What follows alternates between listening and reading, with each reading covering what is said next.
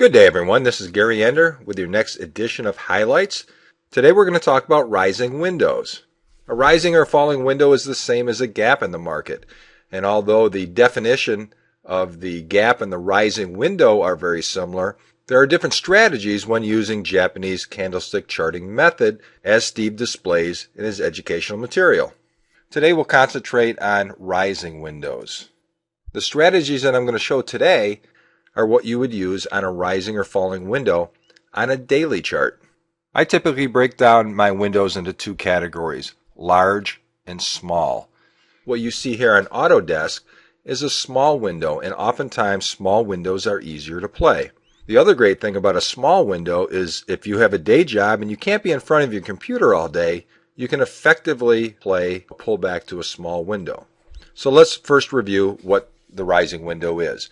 A rising window is a void of price between one candle and the next. So we see the high of this candle and the low of the next candle. There's a void of price here. So this is a rising window, and it's a very small rising window.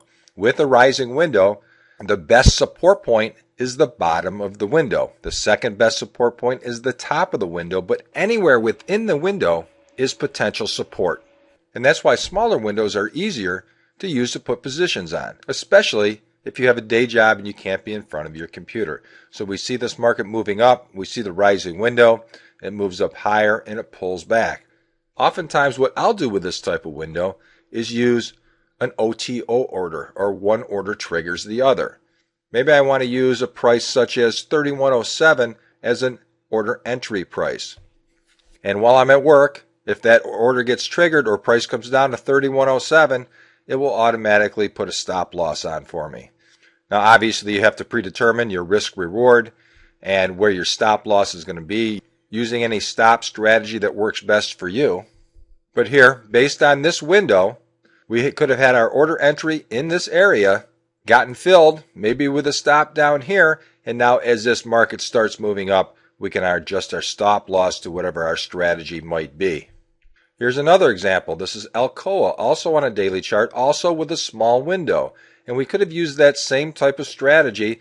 We may have gotten filled here depending on what our order entry was. Maybe we would have gotten filled here or maybe here. But in any case, we never had a close below the rising window.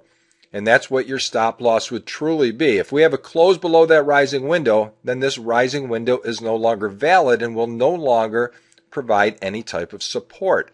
And as long as this window stays open, it could be a year, it could be 2 years, it's still a potential support point. Obviously, any type of support is only potential support because we have to see what price does when it comes back to that area. Here we see price being supported by that window, starts moving up, and here is yet another rising window before we move higher. So this is another example of a trade that we could have taken while we weren't at our computer using a more complex order.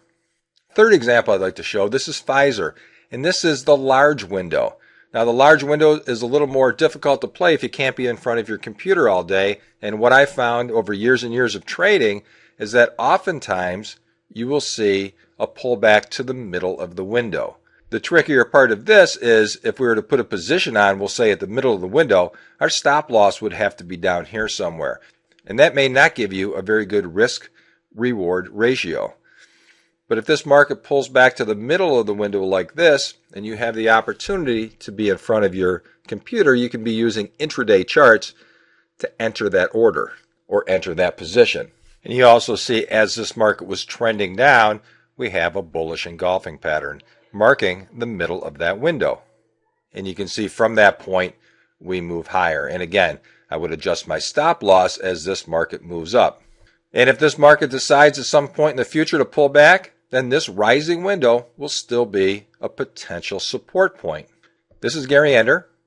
Join us soon for another issue of Highlights and Profitable Trading.